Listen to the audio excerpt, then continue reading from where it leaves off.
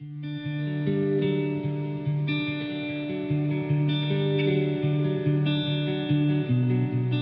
are not nice to each other, and it can affect you, but it didn't affect me at the time. It got to me a lot longer after, when I had time to think about it. When you're in active service, you're constantly looking.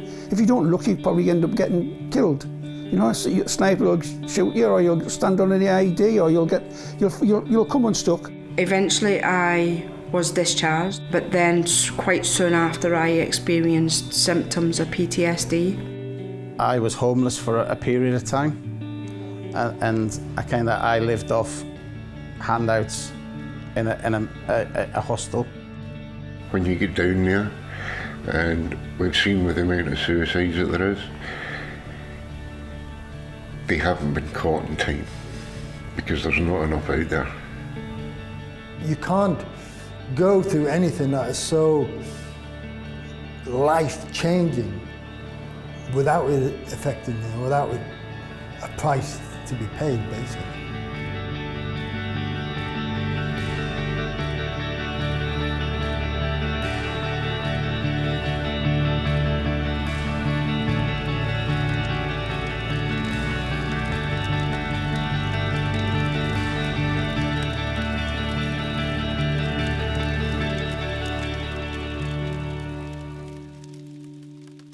Well, it was somewhat my ambition. It was either become a fireman or the soldier. So back then, there was a lot of boys from my neighbourhood joining the British Army, so I followed along their footsteps, and in 2007, that's when I enlisted.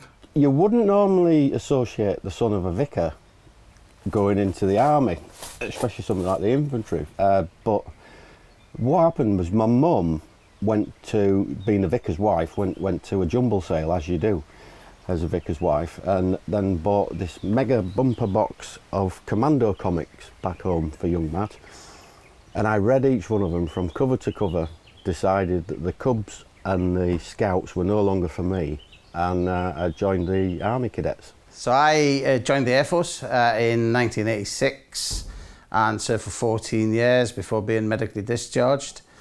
Served around the various bases in the UK, crossing Germany, Falklands, and lots of other detachments that we used to go and deploy on short notice. My father was in the RAF, travelled around the world with him, did my apprenticeship as a chemical engineer, and decided, yeah, I want to do some bit more, get out of my small town, so joined the army. I started off through the TA. I was only supposed to do a year, but as soon as I joined the battalion, I signed over my life. Ended up doing 7 years. It was a good move for me, a really good move for me, but it kind of restricted me in some ways, because when you're in the army at 17-year-old and nearly everybody else in your troop is 25 to 30, you kind of like, you grow up very fast and you miss out on that little bit of youth. Before I joined up, without going into it all and all my history, it was like I had experienced domestic abuse and domestic violence through my younger years and growing up. So joining the forces was a way of getting out of that environment for me. I'd lived rough and I was homeless, so I joined the forces. And when I joined the forces, I knew that at that point that I was gay, and I had this image that I would join the army and that I could just be me. It would be an environment where I could go away, I could enjoy life like I hadn't enjoyed it before, and I could be that gay woman that I thought that I would be.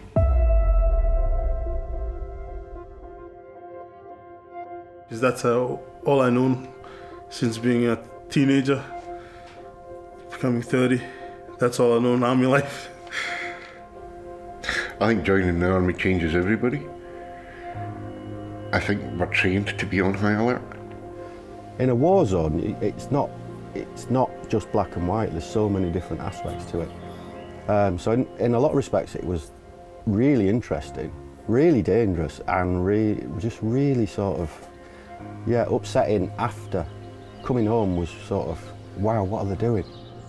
I used to have a recurring thought, why are these people, they look like me, they talk like me, what's talk similar to me, but they're trying to kill me. That was a recurring thought all the time. I think that was the point when, kind of, because it was constant 24/7. It wasn't a case of like, well, you're going to go out today and it might rain or it might be sunny. It was going to rain every day. I had a serious number of accidents through my career. The major one was blown off a roof in Afghanistan with an RPG. I did the typical Scott Robertson thing, just got up, dusted myself off and cracked on. Didn't realise that I'd really hurt myself till I got home.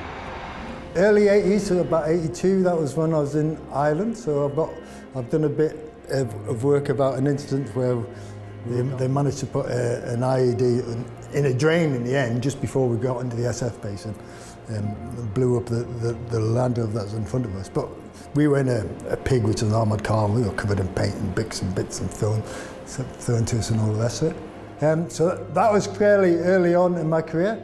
I was marched into this office and I was asked if I was gay, because if I was gay I was told that I was going to be out, because it was against regulations. So I lied and I said that I wasn't. So it was either comply or go back to the environment that I really never ever wanted to go back to. So for that point on, it was hiding who I really was again and getting on with the job that I'd signed up for. I came back to Britain, I was homeless, and I couldn't find the job centre. Weren't particularly helpful. I couldn't open a bank account because I didn't have a valid photo ID, one that they would accept, so I couldn't open a bank account. I wasn't getting any help from anybody. I ended up living in my car.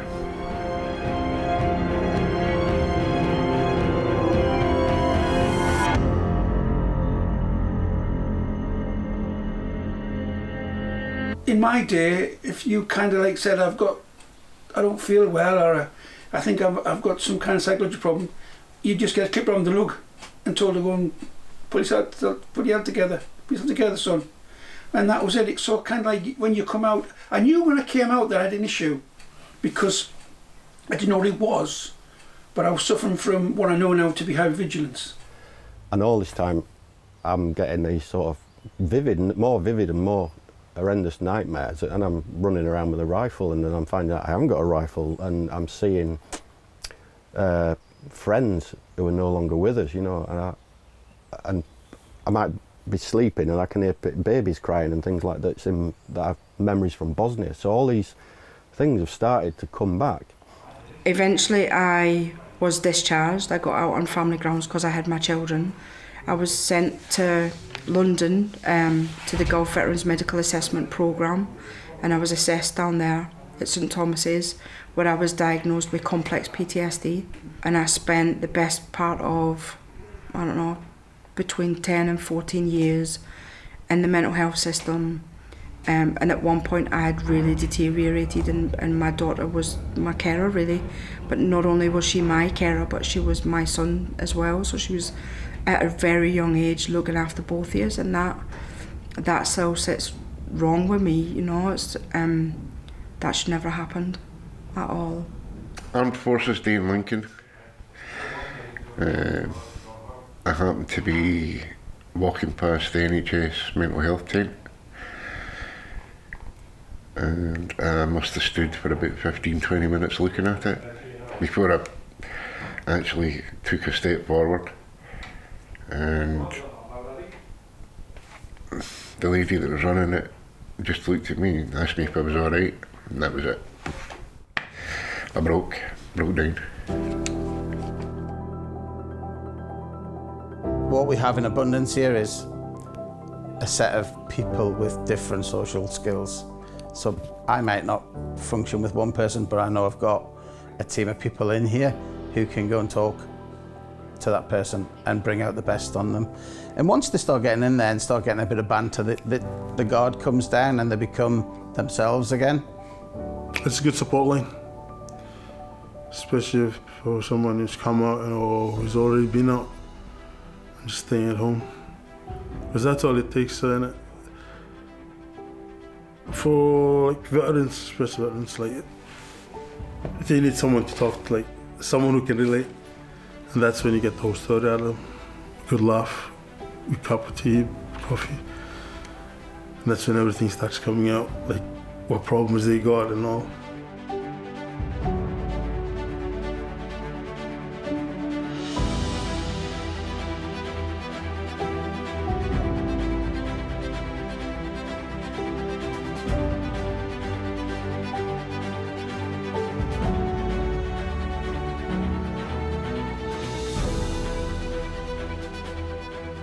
I don't want to be trapped. I want to have a life, you know. I want to have adventures. This is what I am. I'm not going to be this bloke in a wheelchair sitting at home, you know, watching soaps or whatever other people do.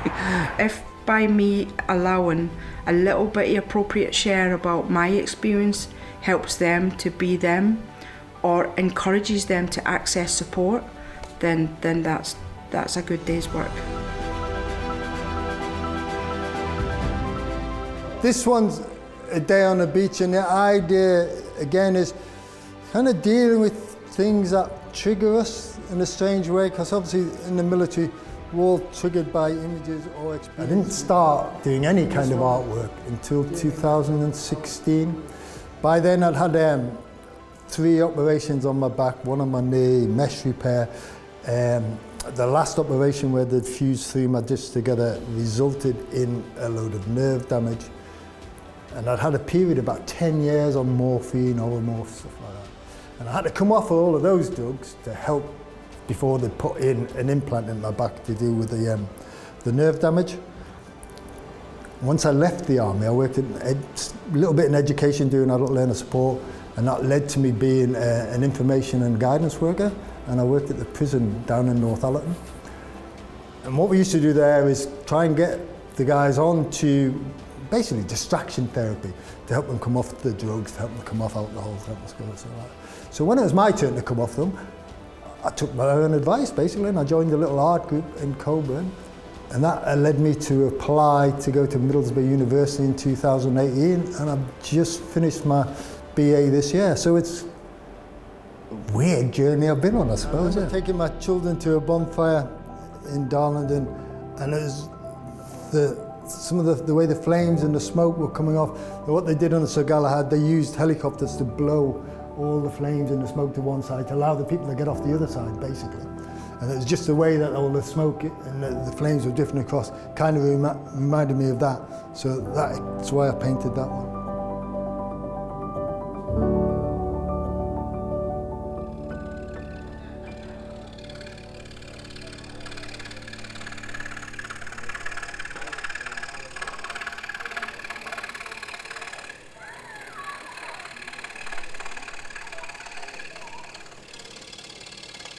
I didn't even know, so like I had talent for wood. Just kind of hidden talent.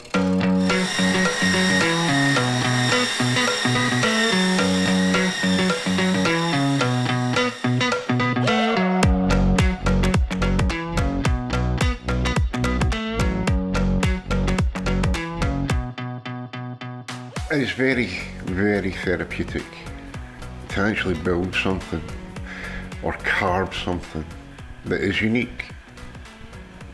Not another one in the world.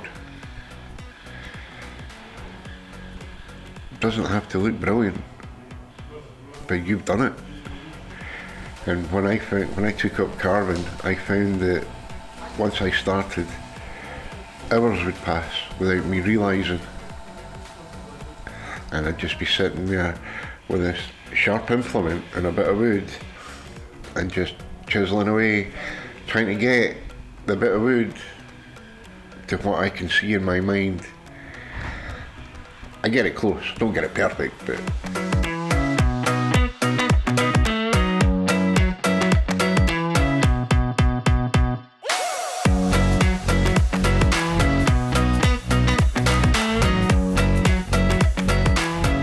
Anything you do with your hands, whether it's working with woodwork, working with metal, writing, anything that's kind of kinesthetic, it allows your brain to take over, and automatically you're focusing on that part and not on other bits. Now, lots of military people are very kinesthetic. For everything you do is with our hands, you know, from weapons to the equipment we work on to the various roles. So we're used to doing that bit. And what the Army does teach you as well is you overcome whatever issues. We're not risk averse, we're not scared of trying new things. So that's another thing with being ex-military. You just have a go at anything, which is lovely. Recognise it for something which it isn't. So I immediately recognise that as a parachute. I'll be walking the dog, or I'll be walking on the streets, and I'll see something, and I'll just hone in on that form, and instantaneously, spontaneously, I get this image, and the image turns into an inspiration, and then the inspiration and the image turn into a piece of sculpture or an installation. It's just as basic as that, really. These are made from resin. And I had to get I might see things that I recognise, but my subconscious recognises things that I don't see. And it to stop me, it's protecting me, I think. It's protecting me from danger, because it still thinks I'm in a combat zone. It still thinks my life's under threat. And when it sees it, I think it changes the image from being a threatening image to an image of creative.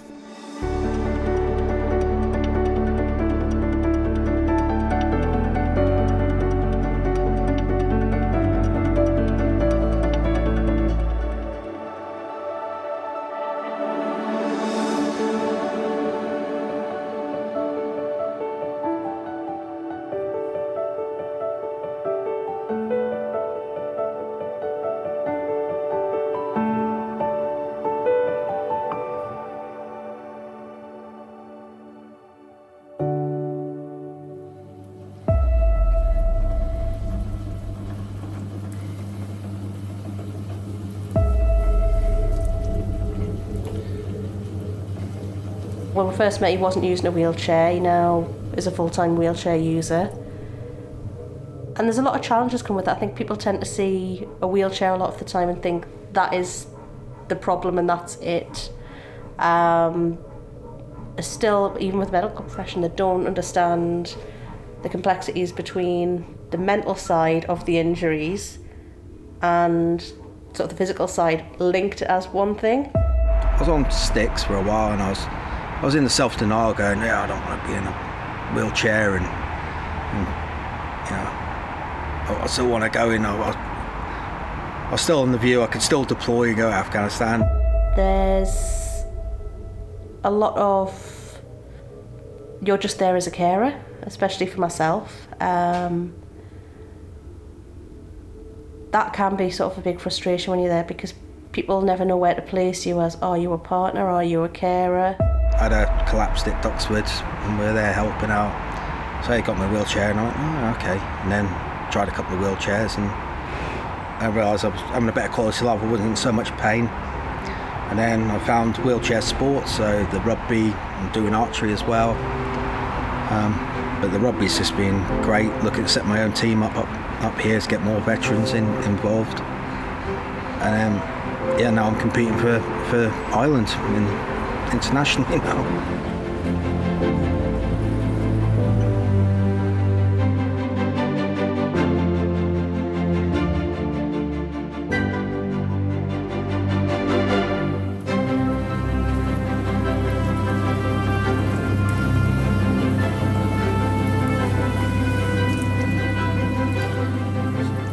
I mean, I've always been creative. I studied 2 art degrees back in long time ago land. Fell upon clay a couple of years back now. And for me, being able to physically make something and see a progression is a huge part of just, you know, keeping something there. Having an end game that I can focus on and sort of go, well, I made that, I did that. And even if it doesn't look like the best, it's still, you know, something you've made. We are a very atypical family, and that's us. We're not there to entertain anyone else. We know our own strategies, and we know at the end of the day we have our little bungalow, our little safe space, and that's just what keeps us going.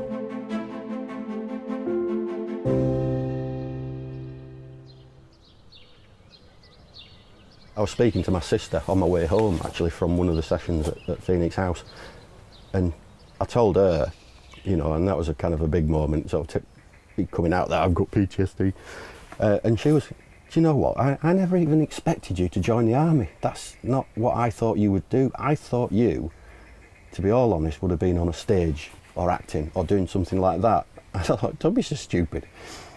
I got home, I was on Facebook, and I was just scratching my head, scrolling through the stuff, and I saw this thing. It said Bravo 22 Company Theatre Project, Newcastle upon Tyne. Oh, and then bing, what my sister had said, you know. I thought, yeah, why not?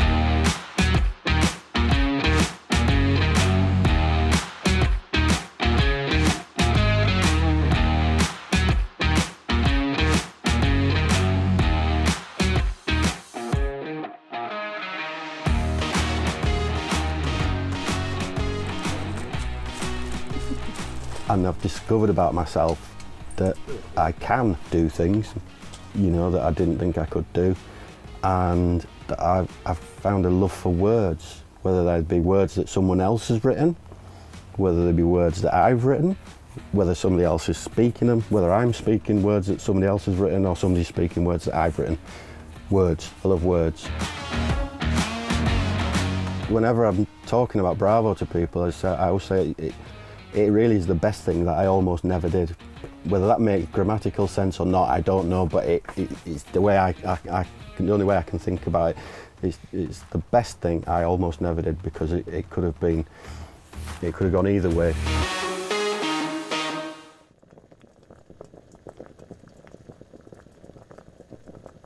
One of the most annoying things with veterans is that they live off pot noodles, off takeaway food. It really is a fascinating subject to start reading and look at the links between foods and what you eat and how you feel. If I have somebody in and I teach them how to make a spaghetti bolognese for whatever reason, and then they go home, they can go and replicate that meal at home and perhaps cook a meal for their family, which could be the first time that they've cooked a meal ever for their family, and it'll just really just give them that lift and build up their confidence.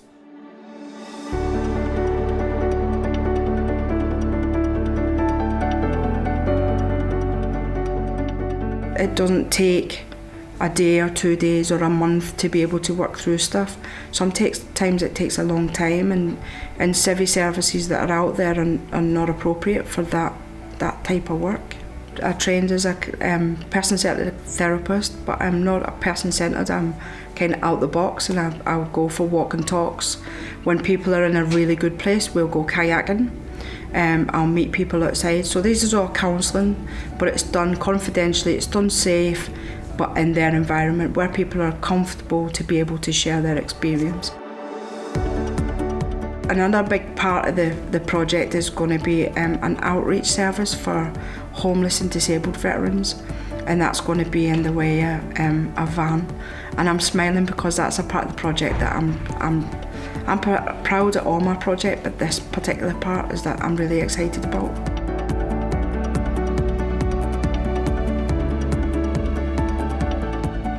The best thing about it, as lots of the groups that around here, it's the banter. We have a laugh and a joke, because we're all either ex-veterans or wives of ex-military people. So we've got that common bond, that common vocabulary that we can all share with those experiences.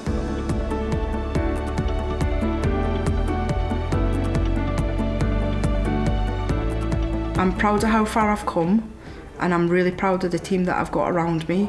We've worked hard personally and professionally to gain all the qualifications that we've got. But qualifications on paper are not, we can all have them, can't we? But personal experience is what counts, I believe. Their problems are not going to go away, but it takes their mind, focuses it on something else, so that their problems might not seem as bad. Well, whilst I was still in the army, it was like an umbrella effect. You're under the big umbrella, the whole support sort of thing. So you're protected, and once you come out the umbrella, you have to fend for yourself. So this is like another umbrella sort of thing. We've had a couple of guys in the kitchen who have been doing bits of cooking and things, and they've taken on board what I've been showing them how to cook, and then they've been going home and been trying to replicate the meals, and then they've been tagging me in on social media on what they're cooking at home in their own kitchen. Your phone goes on a Friday, Saturday night, wherever it is that they're doing, and they've made a meal, and they've sent me the picture of it. It's fantastic. It's really good. And to me, it's how in the military, even if we're living in a hole in the ground, you have that bond, you have that fellowship, you have this, you look after each other, not because someone else has told you what to do, it's because you look after that guy because he's going to look after you, and it's as simple as that. And if you want to wake someone up 10 minutes before you start and give him a brew and a fag and make sure he's all right, then yeah, you want him to do exactly the same thing from you, and that's how you get through all the living in the hole and the bad bits. And that. Someone explains to me it's like a computer program. You're getting upgraded, so you're on 1.0, now I'm on 1.1, 1.2, and I'm on the Scott 2.1. And Scott 2.1's doing good. Who am I? I'm I've become an ambitious, self-confident, and kind of like Captain Scarlet, because I'm indestructible now. That's why I call it the red dog, because it's not the black dog of depression, it's my red dog of PTSD. It used to be a bastard that nipped my ankles all the time and dragged me down, but now it's on a lead, it does what I tell it, and when I want to use it, I can use it in a creative way, because I actually owe the little bugger a lot. You know, I wouldn't be here without it, doing what I'm doing now, which is something I love.